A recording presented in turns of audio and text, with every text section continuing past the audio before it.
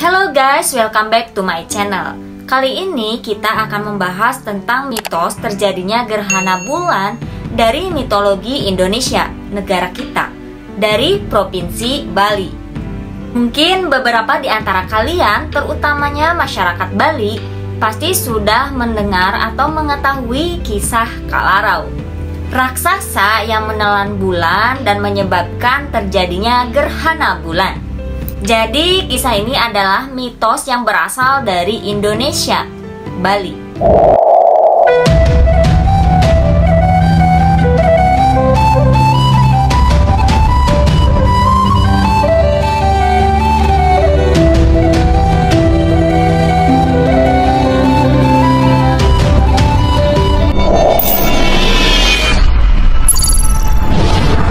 Oke, jadi kisahnya itu dimulai dari pemutaran Gunung Mandaragiri yang dilakukan oleh para dewa dan raksasa di lautan Kesirarnawa.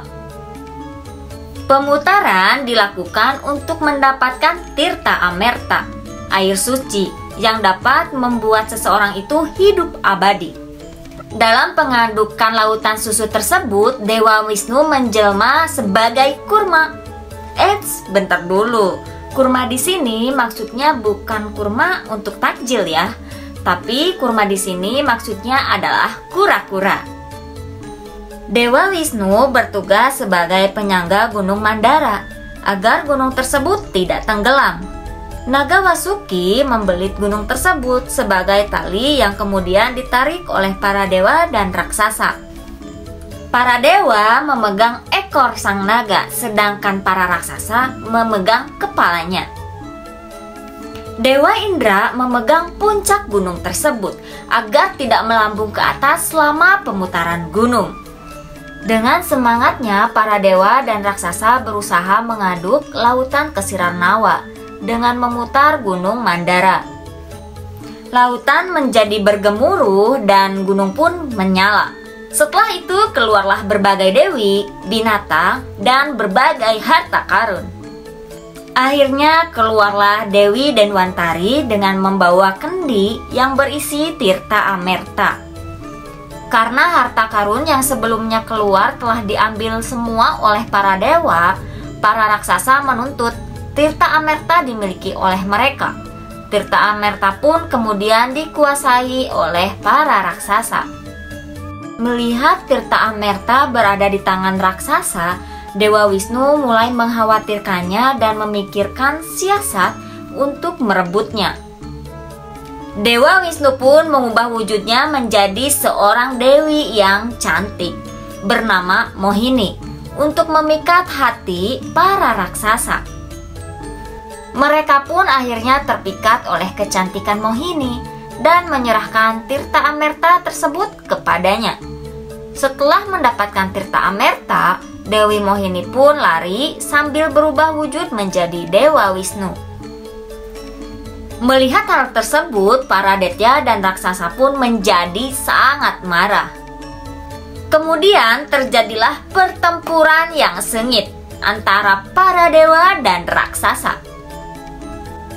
Dewa Wisnu mengeluarkan senjata cakra dan menyambar-nyambar para raksasa. Mereka berlari dengan ketakutan karena mengalami kekalahan dari para dewa, dan tirta amerta pun dikuasai oleh para dewa.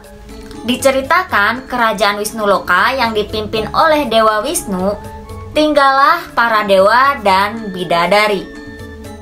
Salah satu bidadari tersebut bernama Dewi Rati atau Dewi Bulan. Kerajaan Wisnuloka semenjak itu sering mendapat ancaman dari para raksasa yang tinggal di bumi Bali Dwipa. Di antara para raksasa tersebut ada yang paling kuat dan menakutkan, yaitu Kalarau. Ia memiliki tubuh yang besar dan juga kekar. Wajahnya pun sangat menyeramkan. Kalarau merupakan raksasa yang sakti. Bahkan kesaktiannya itu mampu melebihi kesaktian dari beberapa dewa.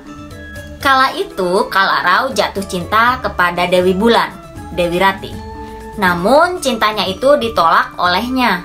Karena cintanya ditolak oleh Dewi Rati, Kalarau mengancam akan menyerang kerajaan Wisnuloka. Dewa Wisnu pun memikirkan hal tersebut. Akhirnya di kerajaan Wisnuloka, Tirta Amerta atau air kehidupan dibagi-bagikan kepada para dewa. Tirta Amerta dapat menghindarkan para dewa dari kematian di saat Kalarau menyerang kerajaan Wisnuloka.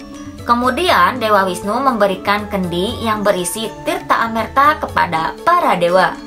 Dewa Wisnu juga berpesan agar para dewa cukup minum 1 teguk amerta saja. Raksasa Kalarau mengetahui hal tersebut. Akhirnya dirinya itu menyamar menjadi dewa. Secara bergantian, satu persatu dewa pun mulai meminum amerta dari kendi tersebut. Awalnya amerta diminum oleh Dewa Iswara, kemudian Dewa Sambu, Brahma, Mahadewa, dan Sangkara. Ketika giliran Dewa Kuera meminum amerta, Dewa Wisnu mencium bau yang aneh. Dewa Wisnu merasakan kecurigaan dari Dewa Kuera. Dan kecurigaan Dewa Wisnu semakin besar ketika melihat Dewa Kuera meneguk amerta berkali-kali. Secara spontan Dewa Wisnu pun berteriak dan berkata, "Kamu bukanlah Kuera, melainkan Kalarau." Semua dewa yang berada di sana mendengar suara teriakan Dewa Wisnu yang terkejut. Perlahan-lahan Dewa Kuera pun berubah menjadi Kalarau. Kemudian Dewa Wisnu langsung melemparkan cakranya ke Dewa Kuera yang palsu itu. Leher Kalarau terputus. Kepalanya itu terpisah dari badannya. Setelah menyadari hal itu, para dewa segera menjauhkan badannya dan membuang badan Kalarau ke bumi.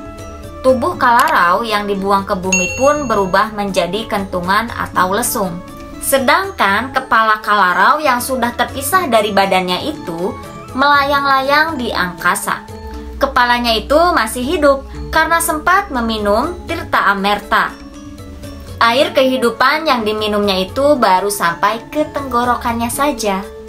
Maka dari itu, kepala Kalarau masih hidup meskipun sudah terpisah dari badannya. Karena hal itu, Kalarau menjadi makin marah dan mengancam akan menelan bulan dan matahari agar tidak ada kehidupan lagi. Namun tenang saja, Kalarau tidak akan bisa melakukannya karena badannya sudah terpisah dari kepalanya.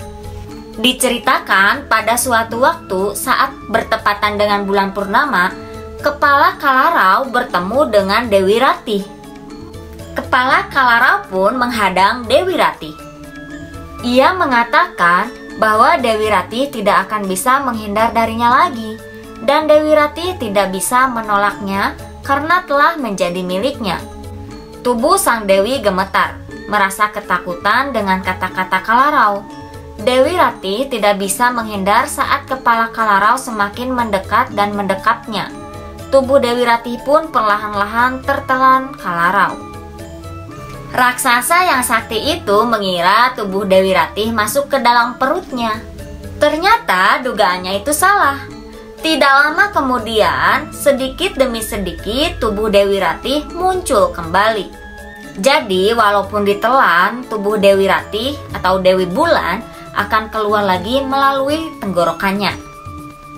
Dalam ceritanya, ketika Kalarau menelan bulan, seketika bumi Balidwipa menjadi gelap.